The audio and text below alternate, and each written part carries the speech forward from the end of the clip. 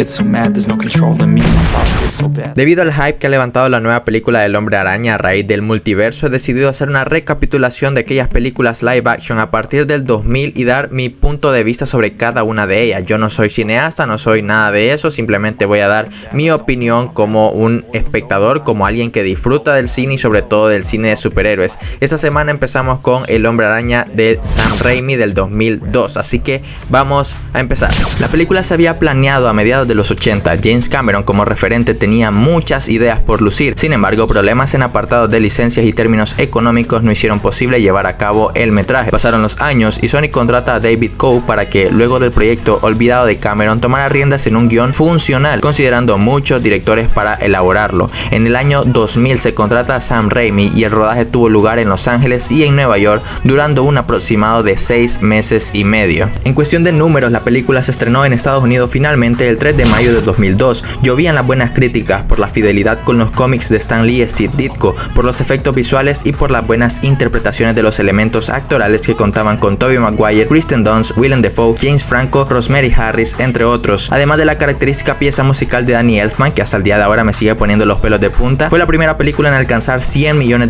en un solo fin de semana, con una recaudación total de taquilla de 821.7 millones en todo el mundo. Bueno, entonces la película nos muestra a un Peter muy joven que apenas está cursando la secundaria. Desde el principio, algo que hace bien el metraje es mostrarnos los ideales de cada personaje. De entrada sabemos, por ejemplo, que Peter es un nerdo aislado de su clase, tal cual en los cómics, alguien a quien no le salen sus planes, quien es visto hacia abajo por la mayoría de sus compañeros, entre otras cosas. Apenas y tiene un amigo, Harry Osborn, quien también tiene un conflicto con su padre porque pues difieren algunos principios y le da ñaña que vean que es millonario y esas cosas. Algo en lo que pega duro la película es entonces la facilidad con la que puedes identificarte o por lo menos sentir un poco de empatía por el personaje principal, porque a medida avanza la trama vamos entendiendo el rollo de problemas por los que tiene que pasar Peter, desde económicos, amorosos, familiares, personales, de héroe, entre otra diversidad. Otro de los pilares positivos es cuando conocemos a los tíos de Peter. Me parece que están desarrollados de forma justita. Me refiero a que no son agentes extraordinarios, son personas normales que tienen problemas comunes de personas normales y se respaldan el uno al otro, y la conexión con Peter me parece excelente. No, gracias, ya me mordieron. Por ello que el detonante para decidir hacer el bien es la muerte de su propio tío. Luego de que Peter adquiere sus poderes, realmente no sabe cómo usarlos, nunca había tenido esas ventajas, y su conversación con el tío Ben, el resentimiento y posterior arrepentimiento de Peter lo lleva a actuar, porque de todos sus errores, el mayor fue haber dejado escapar a aquel ladrón. Un descuido por impresionar a la chica de tus sueños se vuelve en una pesadilla interminable, con una cicatriz latente que te impulsa a aceptar tu destino. Otra de las particularidades que me gustan de la película es que Raimi decidió ubicar al personaje a un estilo y una diferencia leve de origen, empezando por el tema de los lanzatelarañas, cosa que en los cómics sabemos es elaborado en laboratorio por el mismo Peter, que se trata pues de una telaraña sintética, pero Raimi siente que no iba a ser completamente natural esto en la película. El aspecto y el contexto mismo del personaje iba a perder sentido si pones a este Peter de Tobey a experimentar en laboratorio con alto grado de capital y de tecnología. Por eso se decidió crear telaraña orgánica,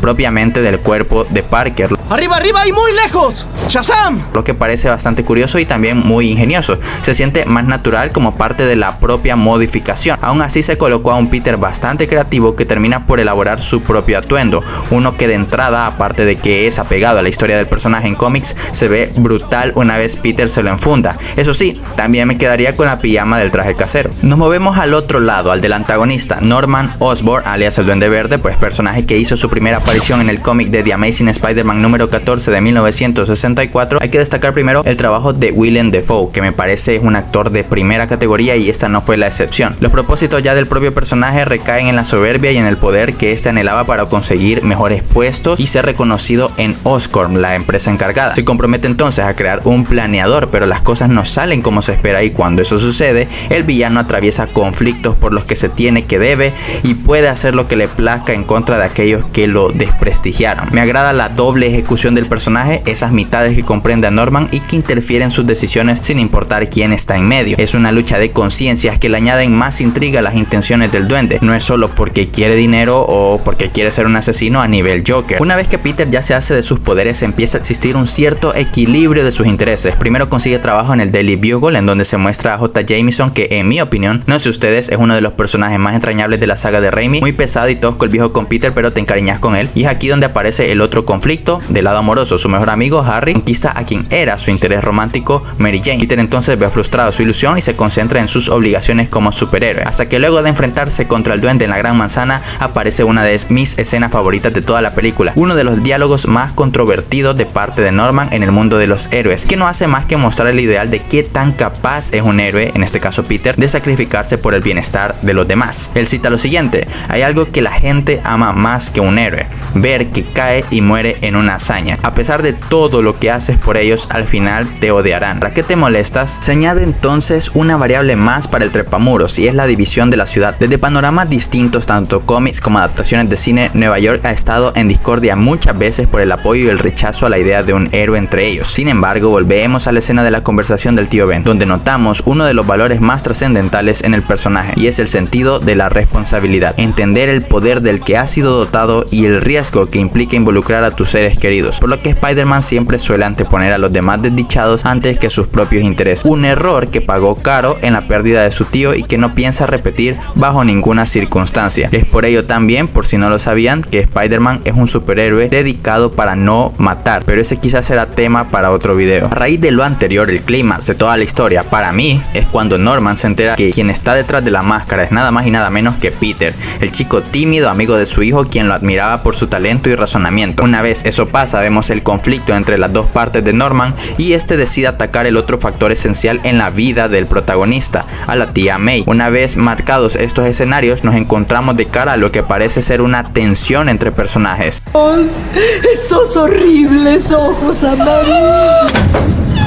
Ah, sí, también el duende se lleva a Mary Jane después de que deja a Harry por una discusión. No sé ustedes, pero el personaje de Mary Jane en esta franquicia no es mucho de mi agrado. Comete muchos errores y me parece que muchas veces es demasiado egocéntrica y dura con el mismo Peter. Pero ese es tema de otro video también. En lo personal, la escena final donde llevan a Mary Jane en el puente también es una de las que más me gusta de la película. Siento que la mayoría de los detalles están bien ejecutados y todas estas situaciones te van explicando sin necesidad de muchos diálogos todo el contexto. Por ejemplo, cuando el duende tira a los niños y a Mary Jane, pone en aprietos obviamente a Parker, dejar caer al amor de tu vida o a los niños inocentes. Como héroe no es una decisión fácil, pero aquí no estamos frente a la visión de un héroe solamente, sino de un Peter común que tiene también sus propios propósitos, como una frase que afirma que no hay mejor historia que aquella que combina la vida del héroe con la vida personal. Entonces al final demuestra que su mera intención es seguir salvando gente. Ahora vamos con la pelea final, y es que es la primera pelea que yo vi de morrito en que pensé por un instante que el héroe iba a perder. O sea, el duende le acababa de tirar una pinche bomba en la cara al Spider-Man. El detalle es que si bien Spider-Man se sentía con la obligación de acabar con las intenciones del villano, es el propio Norman quien termina liquidándose, demostrando de manera retórica que fue consumido por él mismo y sus objetivos llenos de maldad. Murió ocultando su verdadero rostro y en parte avergonzado porque no había vuelta atrás. Al final pues se nos muestra una escena en la que volvemos al ideal del héroe, como Peter debe casi obligado rechazar finalmente a Mary Jane, a su amor de infancia, amor platónico, crush, como quieran llamarle, por velar por su bienestar, por seguir a raya el mantener seguros a aquellos que ama, es decir, alejados de los problemas que atraviesa él con el papel de héroe. Es otra muestra de responsabilidad, una que deja nuevamente marcado el impacto que sigue teniendo la muerte del tío Ben. Si bien no estamos frente a una obra maestra ni mucho menos, pero si consideramos la época y el impacto que causó y que sigue latiendo en los fanáticos, me parece una buena pieza de parte de Sam Raimi y su equipo de producción. Me gusta el tono cálido que le da la trama, si bien hay momentos duros, no son tan sombríos. Eso no quita que siempre estemos a la expectativa de lo que le espera a Peter, tanto en la vida personal como en la de héroe, porque hay que ser honestos, por lo menos el 80% de las cosas que surgen siempre van en contra de Peter. En su mundo la suerte instantánea no existe. Terminamos viendo a un Peter hecho pedazos, primero físicamente por el duende y segundo emocionalmente por no poder quedarse con su único amor, por haber perdido a su tío, por haber comprometido casi a todos los seres queridos. Esta película está hecha para ver al héroe en pedazos y me parece que eso es lo que la hace realista y hasta cierto punto madura, porque hace que el espectador de alguna forma comprenda la visión de Peter y la dificultad que posee muchas veces para decir lo que siente y hacer algo al respecto, simplemente solidario. Espero les haya gustado el video, no olviden suscribirse y darle like para más contenido como este. La siguiente película que vamos a retomar es la de Spider-Man del 2004 con la excelente participación de Alfred Molina y para lo que muchos es la mejor película del trepamuros, yo me incluyo, así que sin más que opinar, nos vemos en el siguiente video.